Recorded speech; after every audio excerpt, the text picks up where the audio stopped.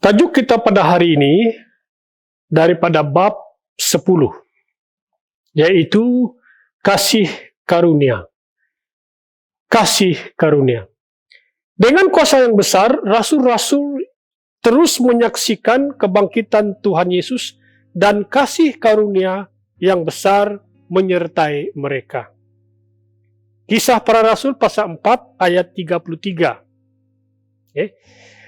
Kisah Para Rasul 14 ayat 26 berkata, dari sana Atalia mereka berlayar ke Antioquia, tempat mereka dahulunya diserahkan kepada anugerah ataupun anugerah Allah untuk tugas yang baru diselesaikan mereka. Mengapa kasih karunia Allah begitu penting dalam kehidupan gereja mula-mula?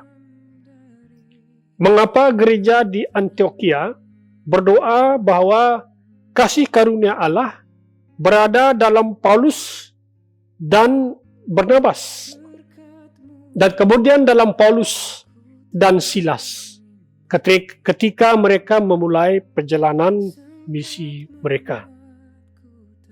Apa yang dimaksudkan dari kasih karunia?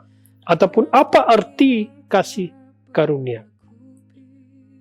Kasih karunia yang umum, maksud umum adalah kasih karunia adalah pertolongan Tuhan yang tidak ternilai.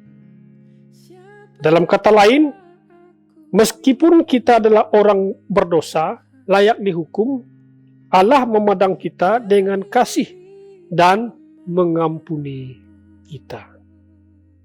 Kasih karunia Allah. Namun, itu pun hanya setengah dari maksud kata kasih karunia ini. Kasih karunia Allah juga bermaksud kekuatan Allah yang memampukan. Kekuatan Allah yang memampukan. 2 Tesalonika pasal 2 ayat 16 dan 17 berkata, semoga Tuhan kita Yesus Kristus sendiri dan Allah Bapa kita yang mengasihi kita dan menetapkan hati serta meneguhkan harapan baik kita selama-lamanya dengan kasih karunia-Nya. Ayat yang ke-17 berkata, memberi dirimu perangsang dan kekuatan untuk berbuat dan mengatakan yang baik. Kasih karunia tidak hanya menjadikan kita diterima sebagai keluarga Allah, tetapi juga kekuatan yang disediakan bagi kita untuk hidup dalam kehidupan kita. Itulah yang dimaksudkan kasih karunia. Nah, kita melihat bagian yang pertama, yaitu kasih karunia itu adalah kebaikan Allah yang tidak ternilai. Kebaikan Allah yang tidak ternilai. Efesus pasal 2 ayat 8 berkata, kamu telah diselamatkan dengan kasih karunia-Nya melalui iman. Ini bukan daripada kamu sendiri, tetapi adalah karunia Allah. Ayat 9, bukan karena usahamu, amalmu, supaya tidak seorang pun yang dapat bermegah ataupun menyombongkan diri. Kasih karunia itu adalah pertolongan Allah yang tidak ternilai. Kasih karunia Allah juga nomor 2, yaitu kekuatan Allah yang memberi kemampuan ataupun kekuatan Allah yang memampukan kita. Efesus pasal 1 ayat 5 dan 6 berkata, Dia telah menentukan kita dari mulanya untuk diangkat sebagai anak oleh Yesus Kristus kepada dirinya menurut keredaan dan kehendaknya. Nomor 6, supaya terpujilah kemuliaan kasih karunia-Nya yang dirahmatinya kepada kita dalam Dia yang dikasihinya. Kasih karunia Allah adalah pertolongan Allah yang tidak ternilai. Dan kasih karunia Allah adalah kekuatan Allah yang memampukan. Di dalam keselamatan, bukan sahaja kebaikan Allah yang tak ternilai, itu dinyatakan di mana kita menerima pengampunan dosa dan pemulihan hubungan dengan Dia, sekalipun kita sebenarnya tidak berhak menerimanya. Tetapi juga kuasa Allah yang mempunyai kemampuan itu dinyatakan, karena hanya oleh kuasanya itu kita dapat diubahkan. Itulah kasih karunia. Kasih karunia Allah. 2 Korintus pasal 5 ayat 17 berkata, sesiapa yang ada di dalam Kristus adalah ciptaan baru. Perkara-perkara yang lama telah lenyap dan segalanya baru. Sesiapa yang ada dalam Kristus adalah ciptaan baru. Perkara-perkara ataupun hal-hal yang lama telah dilenyapkan dan segalanya baru. Dasar daripada kasih karunia ini terus-menerus menyertai perjalanan kita dengan Allah. Di dalam segala keadaan di kehidupan kekristenan kita. Kita adalah kasih karunia yang Allah yang menyebabkan kita bertumbuh dan menjadi kuat. Kuasa Allah yang mempunyai kemampuan itu diberikan kepada kita tanpa imbalan apa-apa dari pihak kita. Itulah kasih karunia. 2 Petrus pasal 3 ayat 18 berkata, hendaklah kamu semakin kukuh, kata Petrus, kukuh dalam kasih karunia Tuhan dan penyelamat kita Yesus Kristus, dan semakin mengenal Dia. Mengenal Dia. Kemudian kita akan melihat kepada bagian yang ke-B, yaitu kasih karunia yang diberikan kepada para pahlawan-pahlawan iman.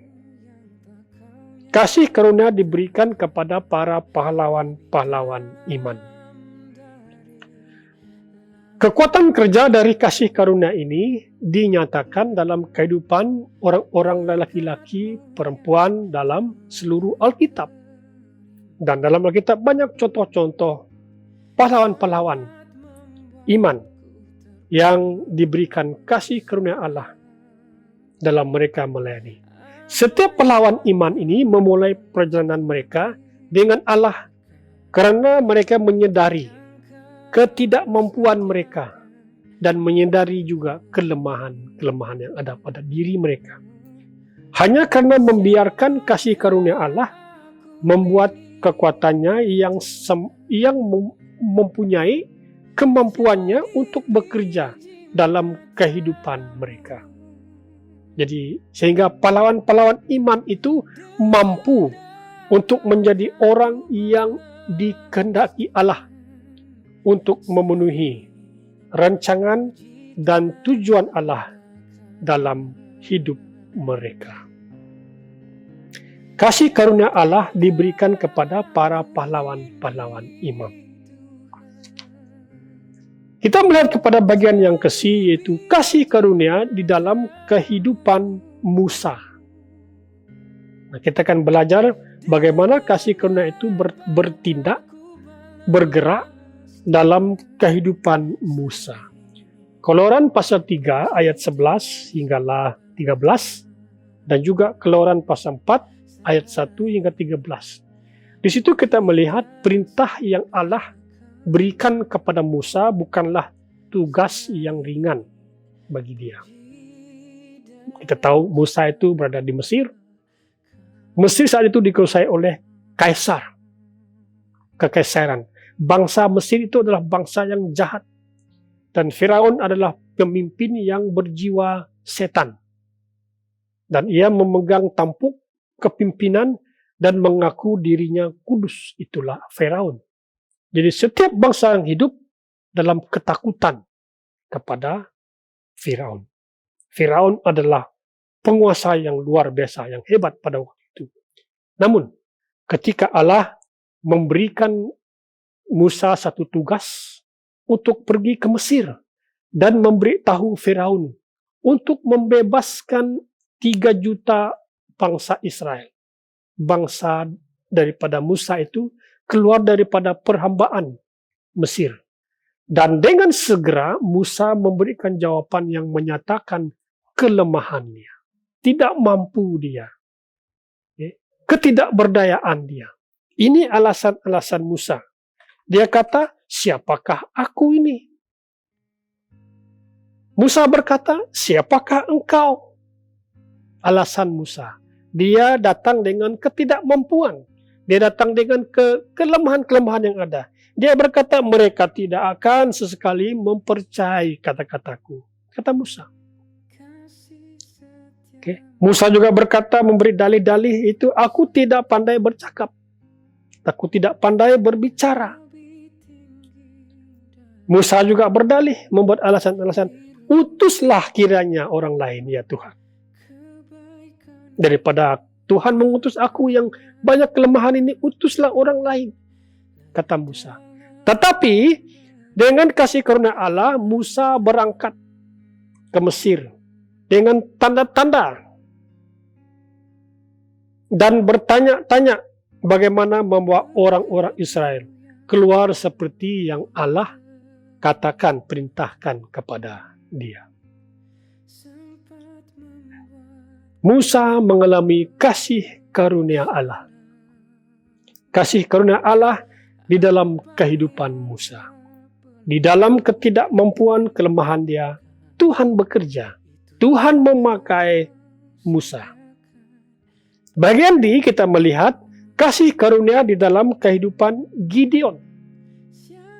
Hakim-Hakim pasal 6 ayat 1 hingga 24 menceritakan panggilan Allah datang kepada Gideon untuk melepaskan umatnya dari kekuasaan tentera Midian. Israel telah bertahun-tahun menderita kekalahan dari Midian. Jawaban Gideon kepada Allah kita boleh baca daripada Hakim-Hakim pasal 6 ayat 13 yang menunjukkan seperti Musa, ketidakpercayaannya pada mula. Gideon tidak percaya pada mulanya. Gideon berkata, Gideon menjawab, Tuhan, jika Tuhan menyertai kami, mengapa semuanya ini menimpa kami? Tanda seru. Persoalan-soalan yang diajukan Gideon kepada Tuhan. Kemudian dia teruskan, di manakah segala perbuatan-perbuatannya yang ajaib diceritakan oleh nenek moyang kami kepada kami. Ketika mereka berkata, bukankah Tuhan telah menuntun kita keluar dari Mesir? Tetapi sekarang Tuhan telah meninggalkan kami dan menyerahkan kami kepada bangsa Midian, kepada tentera Midian, kepada dalam cengkaman Midian.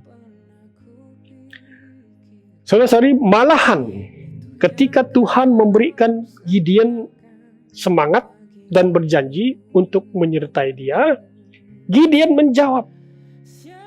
Gideon memberi alasan.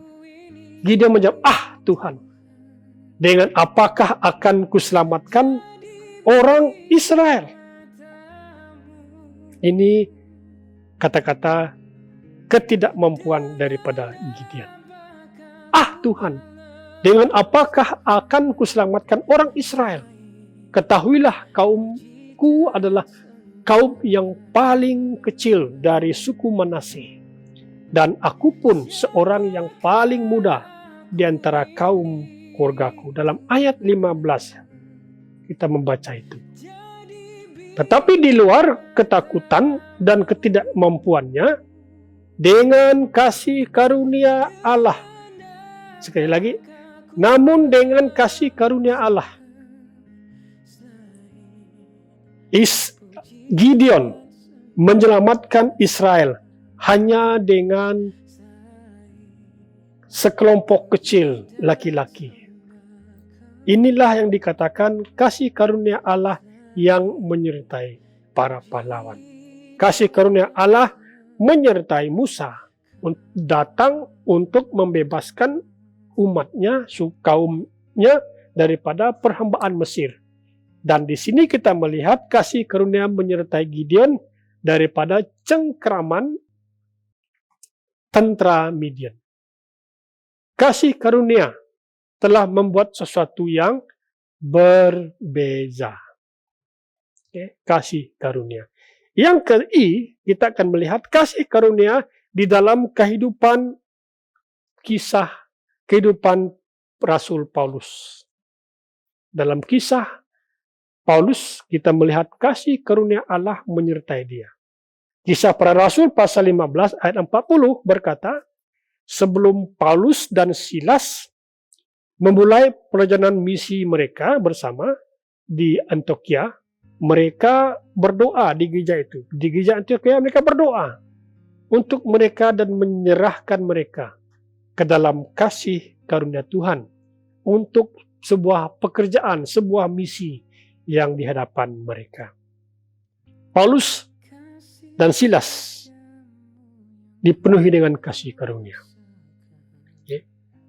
Tuhan menyertai mereka. Dalam kisah Korintus pasal 11 ayat 22 dan 23 dikatakan keterangan Paulus tentang pengalamannya. Dan di situ kita mengerti mengapa dia pertama-tama diserahkan kepada kasih karunia Allah, yaitu untuk memampukan mereka melakukan pekerjaan misi. Jadi ia memerlukan karunia Allah untuk bertahan dalam kehidupannya. Jawaban Tuhan kepada pengakuan Paulus tentang kelemahannya adalah juga janji kepada kita. Seperti mana dalam 2 Korintus pasal 12 ayat 9. Cukuplah kiranya kasih karuniaku bagimu, sebab justru dalam kelemahan lah kuasaku menjadi sempurna. Kasih karunia di dalam kehidupan Paulus. Dan bagian seterusnya kita akan melihat kasih karunia dilepaskan dalam kehidupan saya dan saudara-saudari. Bagaimana kasih karunia-Nya dilepaskan, diberikan dalam kehidupan kita. Dalam persekutuan kita dengan Allah, selama kita berjalan dengan Dia setiap hari, kita akan terus-menerus menemui keadaan-keadaan Allah adalah untuk mempercayai firman-Nya. Kita menyatakan kepercayaan kita melalui ketaatan kita. Hal ini membuktikan kita percaya bahwa perintah Allah mengubah suasana yang mungkin sudah dapat diduga sebelumnya menjadi lain sama sekali. Jadi tanggapan Allah atas iman kita akan kemuliaannya, yaitu kekuatannya yang tidak terhingga, akan membuat kita menang di dalam segala ataupun di setiap keadaan. Yang terakhir, dua janji yang penting, dua janji yang utama. Yang pertama yaitu kita dengan berani masuk ke dalam takhta kasih karunia. Ini janji yang pertama. Kita dengan berani masuk ke dalam takhta kasih karunia. Untuk menghampiri kasih karunia-Nya. Ibrani pasal 4 ayat 16 berkata, oleh itu marilah kita tampil dengan berani ke hadapan takhta kasih karunia, supaya kita mendapat belas kasihan dan kasih karunia untuk menolong kita ketika kita memerlukannya. Kasih karunia untuk menolong kita pada saat kita memerlukannya. Janji yang kedua adalah Allah itu sanggup. Allah itu mampu. Allah itu mampu. Inilah janji kepada kita. Oleh kasih karunia yang pertama, kita berani masuk ke dalam takhta karunia. Dan yang kedua, Allah sanggup. 2 Korintus pasal 9 ayat 8 berkata, Allah berkuasa melimpahkan kasih karunia-Nya kepada kita, supaya kita dapat memenuhi segala keperluan kita, dan berlebihan pula untuk amal kebajikan. Kasih karunia untuk saya, untuk kita semua.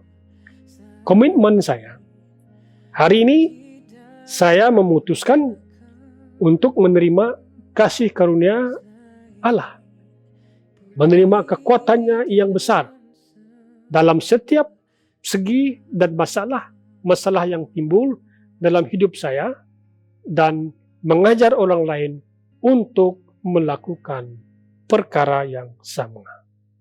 Kasih karunia Allah. Tuhan Yesus memberkati kita.